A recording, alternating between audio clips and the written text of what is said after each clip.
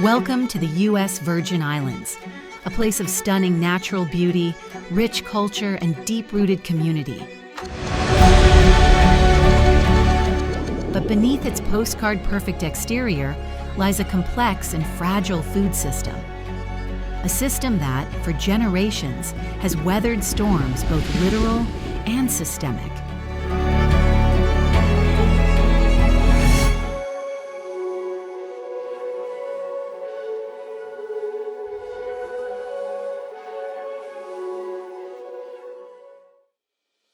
In recent years, devastating hurricanes have exposed the vulnerabilities of this food system, but they also revealed something else: the indomitable spirit of Virgin Islanders who are reclaiming their food future. U.S. Virgin Islands experienced two back-to-back hurricanes, Hurricanes Irma and Maria. Heavy rains and wind gusts of over 150 miles per hour pounded several small countries recently devastated by Hurricane Irma. I've never heard of a Category 5 hurricane passing through the Caribbean before.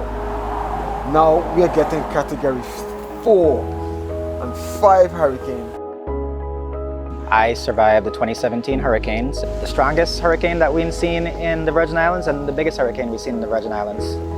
My roof blew off, my windows blew open, and I ended up holding a windowsill in with a belt.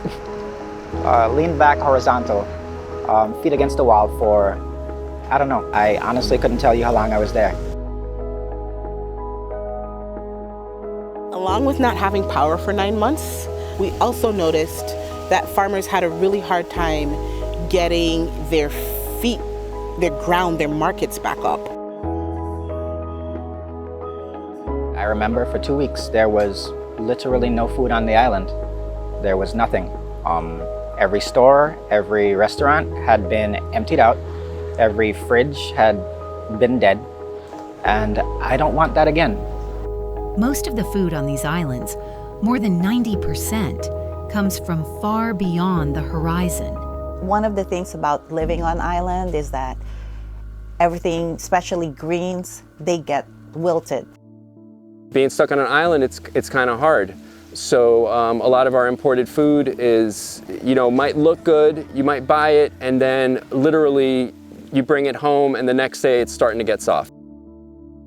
Different farmers in different parts of St. John and in all of the Virgin Islands, they have a lot of challenges with farming on hillsides, not having access to fresh water, to a well.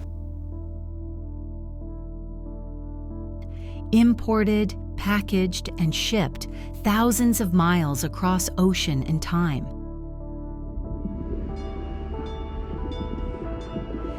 This heavy reliance on external supply chains leaves the Virgin Islands vulnerable, especially when disaster strikes. Inflation has severely affected everything, freight, and also with the COVID. That has definitely affected the supply chain. So there are economic factors that sometimes are beyond our control living on a small island. When disasters strike, supply chains break down, and the islands are left to fend for themselves. Historically, over the past 15 years, impacted by major storms or weather, some sort of weather impact. When the grocery stores were empty and the stores were empty and our fridges were empty, and we realized that we were 14 days away from any food, everybody understood that we had to feed ourselves. Every time we put into that predicament, we face the lack of resources when it comes around food. There is no stability in food, and our people are left with trying to figure out how tomorrow is going to make it through, and we're waiting for food to be imported. Really unique thing is St. Croix isn't hit by Irma the same way St. Thomas is. So we mobilize, and there's lots of food drives and people gathering, all the farmers gathering local goods, and we take food over to St. Thomas to feed the St. Thomians and the St. Jonians who have been hit. I have never been more proud of us than I was immediately after the hurricanes in 2017 when we all came together and the village really was here. Cookouts on every corner, There were big pots when we didn't have to ask for people to give us food for the seniors and for the foster home. As a whole, this community is probably the strongest community I've ever lived in my entire life. I trust the neighbors and I trust the support they have for me here. Even when I was sick after the hurricanes, I had people stopping over with all kinds of just little gifts or just to say hi, just to check and see if I was breathing or something. But there was always that support no matter what. It's a challenge every single storm that we face, but we always come out on the other side of it because we're also very lucky that the community of St. John is a very supportive one. After Irma, we had so many people in the community come out and volunteer and help us. Reliance on mainland shipments creates food deserts overnight, and rebuilding takes time, effort, and resources that are often slow to arrive. We have not fully grown back to where we should have been after the hurricanes, or before the hurricanes, I should say. I had to start all over again. It's re-terracing, it's digging everything you thought was gonna live back up and start all over again. So it's unforgiving territory, but it's worth every effort I make. When the hurricane hits, that is also not only would it affect the infrastructure, but also plants themselves. I mean, they can be destroyed, or you would be surprised, their fruiting season or period also changes, they get affected. There's not a green leaf left.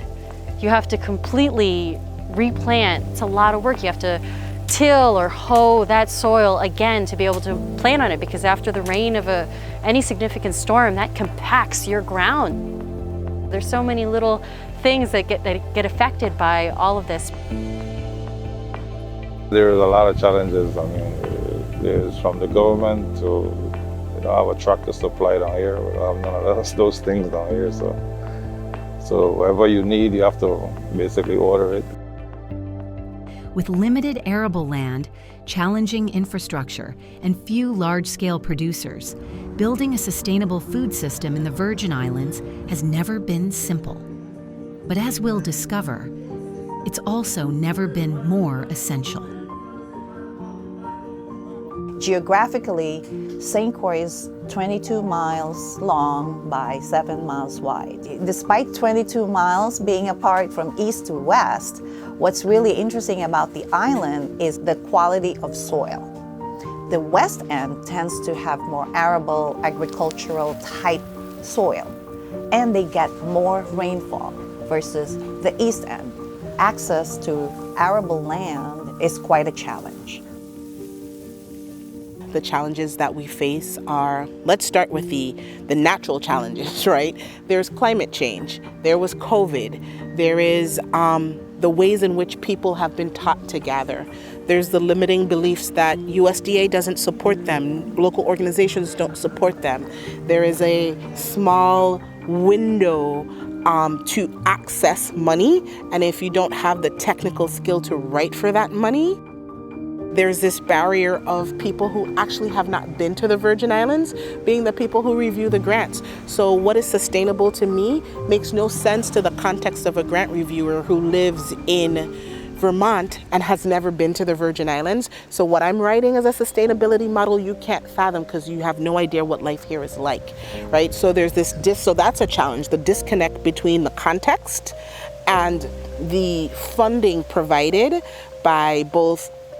Even local government has that challenge, right? And federal government. So that's one big challenge. Like I said, the environment, climate, drought, heat. Heat is becoming a major challenge. It's shifting the way farmers work. They cannot keep their normal hours. Our winter season used to be a certain duration, meaning you could count on cool weather. The rain didn't matter, what mattered was the temperature. That time frame of cooler nights and cooler days is shrinking. We sow seeds, we put crops in the ground, and we lost all of those crops, especially our greens, because the soil just cooked. The heat was so high that it cooked the roots of the production, and everything was destroyed. So we lost our seeds, we lost our production, and we lost income for the whole of that period because there was nothing. It was after the hurricanes, and I was trying to find my way, trying to figure out what I was going to do next with my life. And I started going out into the backyard, and I started talking to my plants. I get very emotional when I talk about it. I heard my grandparents. I heard everybody saying, "Keep going on, Laura. Do what we taught you to do." So it was just that drive, that heartfelt, I have to do this. Recovery here means more than rebuilding. It means rethinking the systems that feed us. Growing up the way I did with my dad, who just did not rely on the outside very much. He believed in hard work. So when I think about the sustainability and the increasing of production, you know, there's always this push from the local Department of Ag, like, we need to produce more food. Like, do it. And it's like, how do you do it? Relationship and presence is super important when you're supporting the smallest actor in this huge system that we call our global food system, making time to actually be on a farm. There's a lot of listening that has to happen, because just because Summer thinks this is good, right? And there are priorities that I see that farmers don't see, but there are also priorities that farmers see that I would never see. And so the picture of the food system has to come from multiple perspectives. But in the wake of these disasters, a new generation of leaders has emerged. Innovators, educators, and farmers who are planting the seeds of resilience. I enjoy farming, I enjoy gardening, I enjoy, planting, growing things, whether it is for food, for sustaining myself or the community around me. I find it very rewarding. So farming is very personal because you're dealing with one of the most important things for all humans, which is nourishment. So that keeps me going. I'm in this space not because the work is my passion, but because I've seen what happens when this work is not done intentionally. My goal is to be able to share with my community, to teach others in my community, to give guided tours. If someone needs something for their dinner that night, they can call me up and be like, "I need rosemary." And I'd be like, "Come on over," or "I need chives." Just having that available for myself and for others. I used to get really kind of stressed about performing. Like, okay, I'm a farmer, so that means I gotta have food to sell. Life got a lot simpler for me when I framed it as like, let's experiment, let's try to grow food, let's try different ways to grow food, and environmental factors have kind of forced me in that direction. The joy of doing this is understanding that through any challenge, we have the capacity to still eat, still feed ourselves, still feed our people.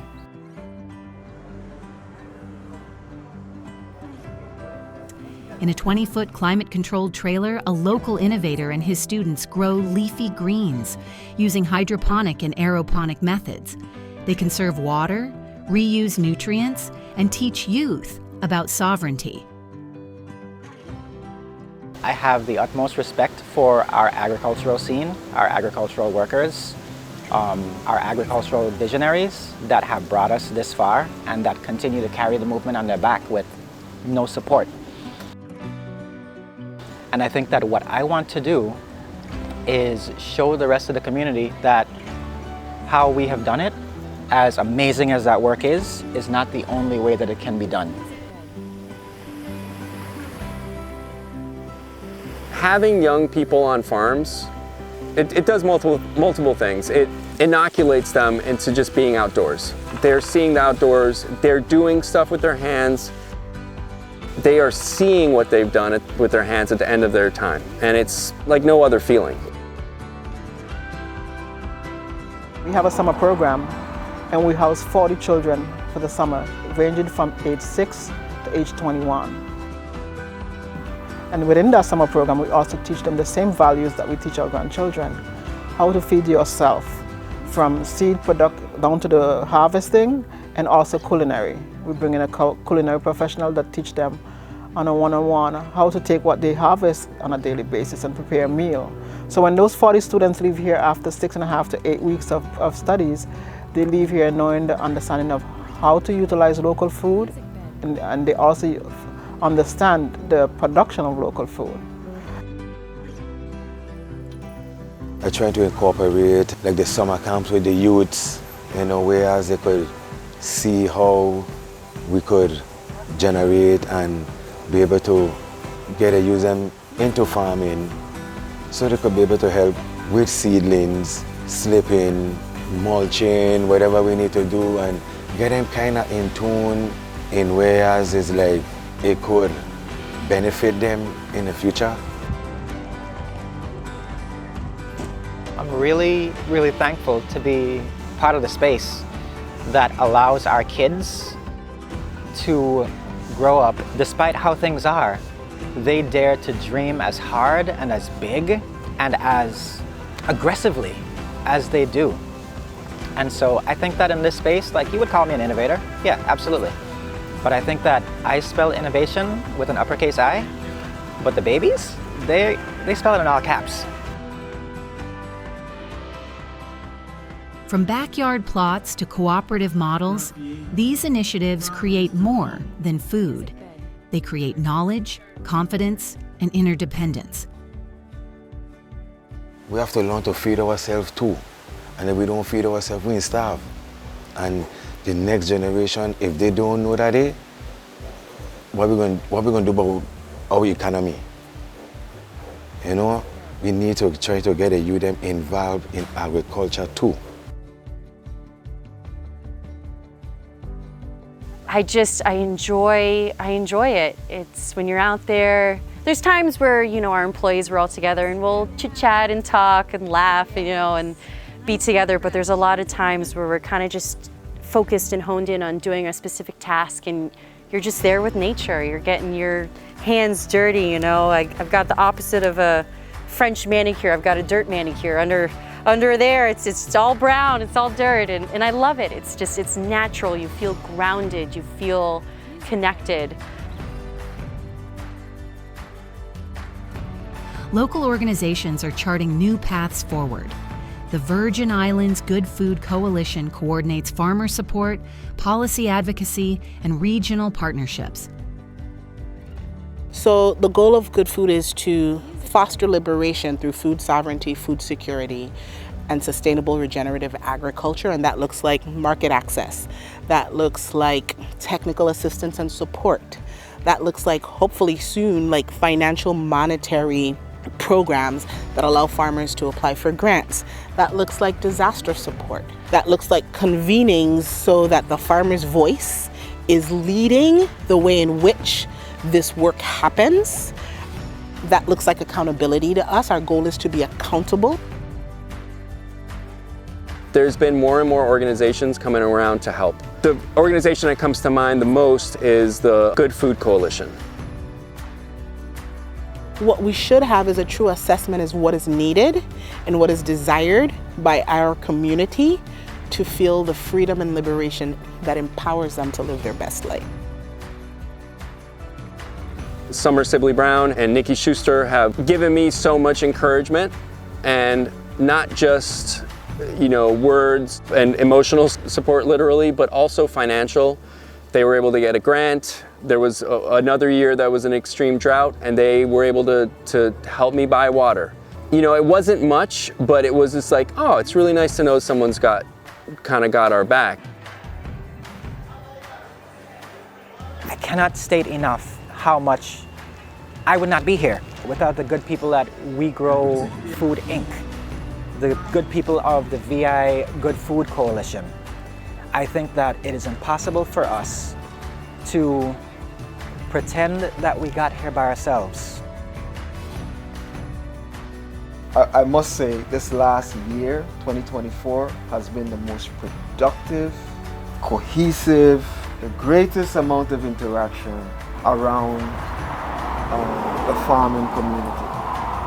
And I say that because that year there was so much programs going on not held by the government, but held like from Good Food Coalition, Sager Farm, We Grow Food in St. Thomas, and other little organizations, non-profit organization, Island Food Security, which has actually played a significant role in lifting the mindset of our farmers, of taking them from a place of seems to be no hope to a greater place of hope.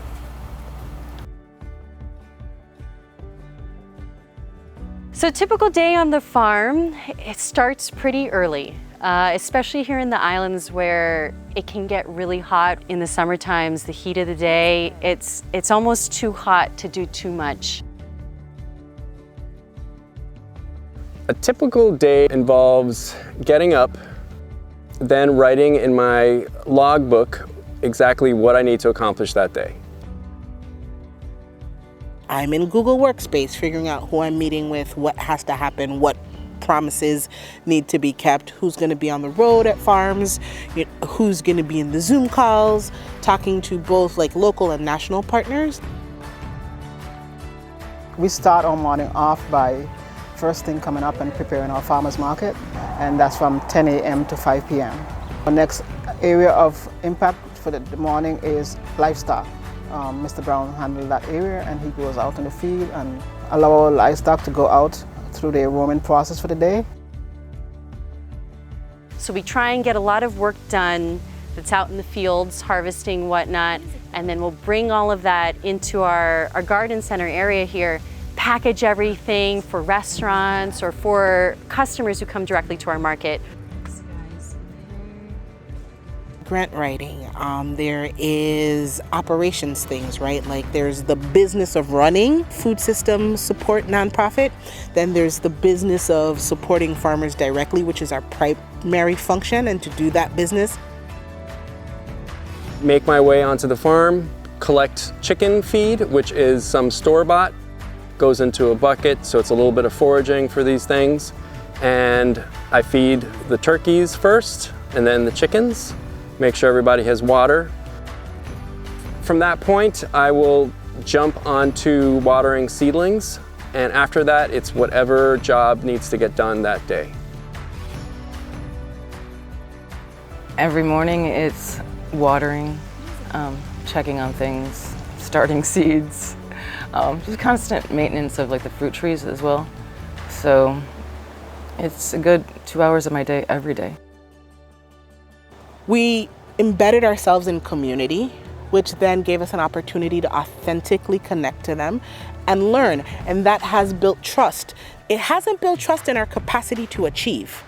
Because if you ask certain farmers, we haven't achieved a lot yet, right? We haven't shifted their material condition.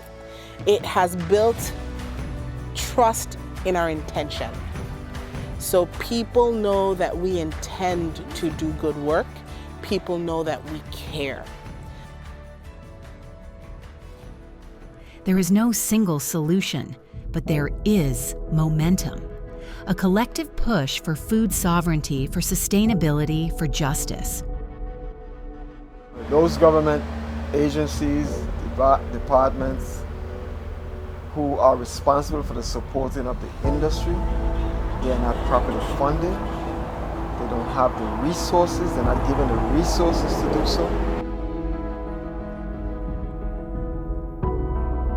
We need to be able to have money available to build the capacity of local organizations, both private, public, and civic sector, right? So we need private business to have access to money to grow, private farms. We need government, the Department of Agriculture, universities, Cooperative Extension Service to have the money to build out their infrastructure as well. And then we need nonprofits, the people filling the civic gaps, the people who don't answer to either of those, so it's like a three-legged stool, to be able to build overall capacity to implement and manage and maintain the changes that we're talking about in the food system and make sure that it is strong.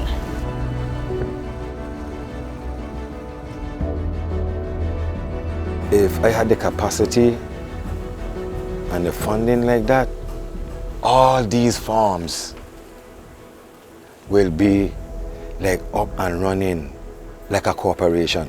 Like if we had the funding like that, where I could see to the capacity, because we could do good. You know, we could do the work. You know, we could provide with the produce. We just need that capital funding.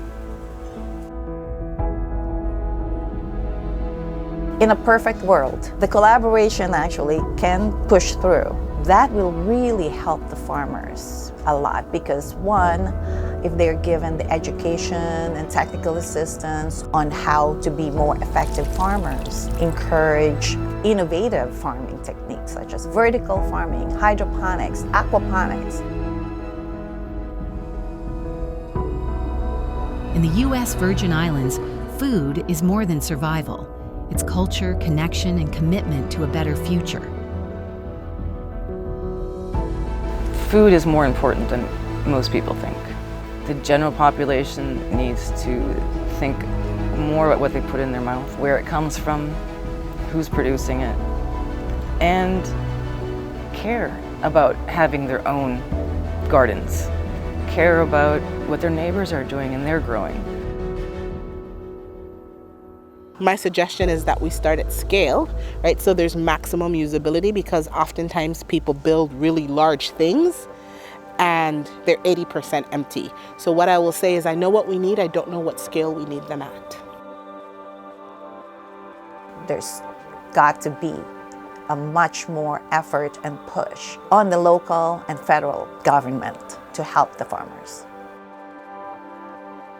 This place could be looking fruitful, amazing, where you see everything is on solar, you know, and most of the farmers, while up in age now, they could kind of relax again, you know, they could stay from inside the house and everything is on a timer. They have employees, you know, and it'll be sufficient and it'll be glorious if we had it. Yeah, if we had it. My goal is to see if we can continue to grow food. Like, I just want to keep trying to grow food and try to grow the best food with less effort, less inputs, and always building soils.